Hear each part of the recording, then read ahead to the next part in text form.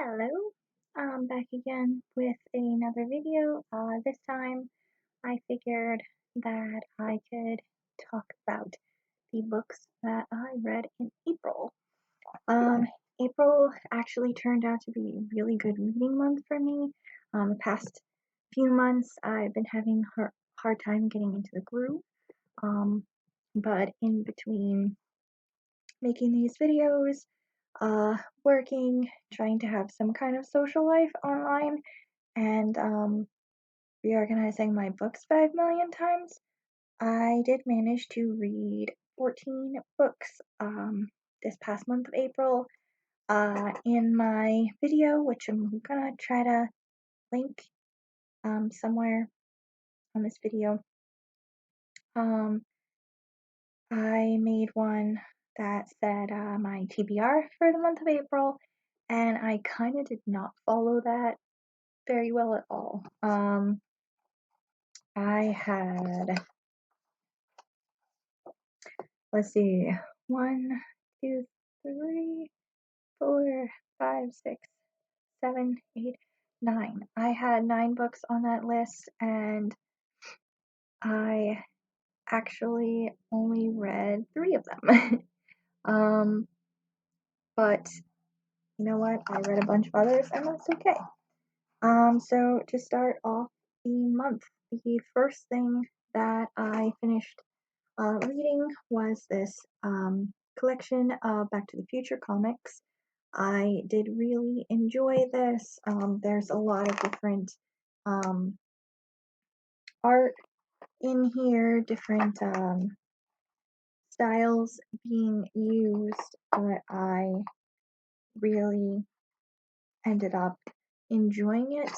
It was very nice to kind of live in this universe and all the wibbly wobbly, timey wimey stuff that happened. So that was pretty cool. And overall, I gave it a 5-star rating. After that, I continued the graphic novel reading and completed the Adventure Zone Here There Be Gerblins by the brothers McElroy and their father Clint. This was really great. I enjoyed it so much actually that I did in fact start listening to the podcast. I'm not that far into it. I think I've hit like maybe chapter 3 or 4 territory in the podcast, but this was a great read. I was really hearing the boys' voices in my head for a good chunk of this. It's very enjoyable. I gave it 5 stars. Next up, I received a bunch of poetry and things in a book haul. Actually, a lot of these that I ended up reading were from a book haul, a couple different book hauls that I did, because I need to be stopped. So first up were 3 very nice illustrated booklets of poems by Sarah Kay. They are illustrated by Sophia Janowitz, who I guess is one of her friends. So, and they are all just one poem, and it's got little drawings all the way through. So the first one is The Type, which is kind of about empowerment. I enjoy this. I have heard this one read before, so it's very nice. I gave it 5 stars. Then I also read All Our Wild Wonder, which is about teachers and the impact that they have on our lives, our educators in general. This was absolutely beautiful. It was my first time experiencing this poem. I really loved it. And then I read B, which is my favorite poem of Sarah Kay's, and I just really, really, really enjoyed the experience of this. And yeah, I also gave this 5 stars. Next up in my reading journey from last month, more poetry. I then read The Rain in Portugal by Billy Collins. I really enjoy Billy Collins. He is usually straight to the point, um, and pretty funny, and this book did not disappoint. I really enjoyed, I would say, all of it, but I think a couple of my favorites would probably be On Rhyme and, oh, I marked them down. Where is it?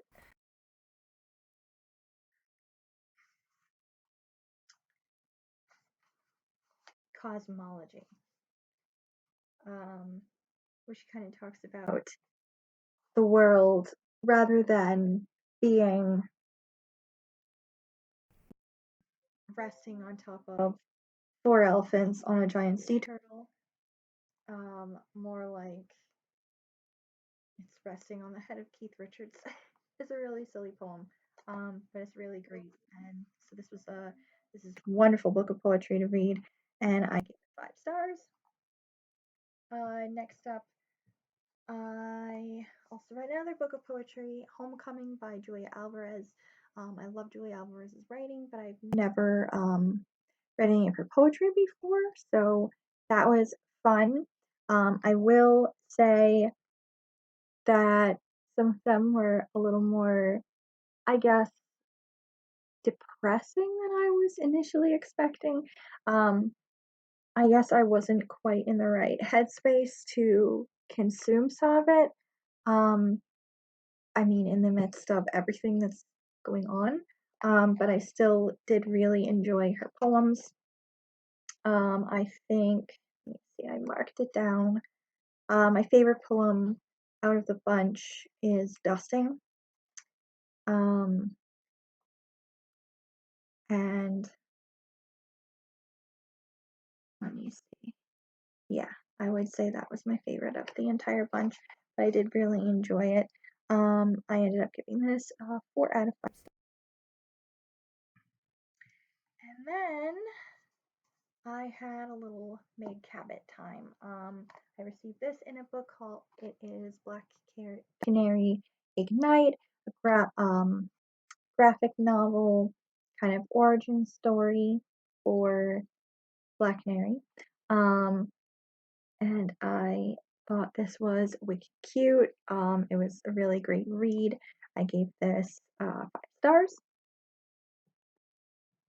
And then, because I received in a book called books 2, 3, and 4 in the Notebooks for Middle School Princess series, which is a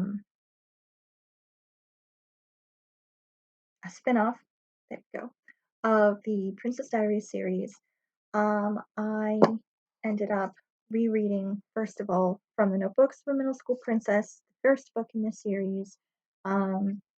Yeah, all of these are all like this because I reorganized again and took the covers off. I didn't toss them, they're safely put away. But yeah, that's what's going on in my life in the other room right now. um, but yeah, so this is the first book. I've had this for a few years now, really enjoyed it. I ended up rereading it because I remembered some of what had happened, but I couldn't remember all of what had happened in this book. So I quickly reread this. Gave it a 5 out of 5 stars for the second time. Enjoyed it. And then I read the next 3 books, which is Royal Wedding Disaster, Royal Crush, and Royal Crown. And these were all extremely cute. I will say I didn't enjoy this one as much as the others in the series, possibly. It was just a little short and sweet. But I did still really enjoy it. These are absolutely, absolutely adorable. And if you like the Princess Diaries series, you will probably enjoy that as well. And then the last book that I finished reading in April was The Odyssey by Homer. I will say that this experience was maybe not as great as I had hoped. I have read this before. I have read it on two other occasions, but the translations that I read were different than this one. Um, this edition, while the cover looks very pretty, and is like a Barnes and Noble kind of classic one, the translation itself is, I believe, much older than that. Um, it's from like, let me see. I do have it in here somewhere from when the translation takes place. Ah, the translation took place in like 1900, which I think says a lot about it. It reads more like a story than an epic poem, um, which is what the Odyssey is, basically. The other two translations that I've read were in epic poem form, and honestly, I enjoyed them a lot more. I'm not sure if it's because partially I'm a different person than I was the first couple of times I read it. But I think a large chunk of it does have to do with the translation. It didn't flow as well. The characters weren't as likable as they had been in the other translations that I'd read. And I really had a problem with how women were talked to and talked about in this. And I know that that's ancient Greek stuff. I know that that is, I think, also partly the translation from 1900 by some snooty professor. So, like, I don't know. I ended up giving it 3 out of 5 stars rather than whatever I'd said it was back when I read it in college. I don't know. But, yeah. So I didn't really end the month on a great note, but you know what? It was a pretty good reading month overall. I did read 14 books, so that's pretty great. But that was it, folks. That was what I read in the month of April. I will be sharing another video about what I plan to read this month of May, and we'll see how that goes. I might up the amount of books on my list just because I read so many, even though a good chunk of them are fairly short. Okay, so that is that. Have a great day, guys, and thank you for watching.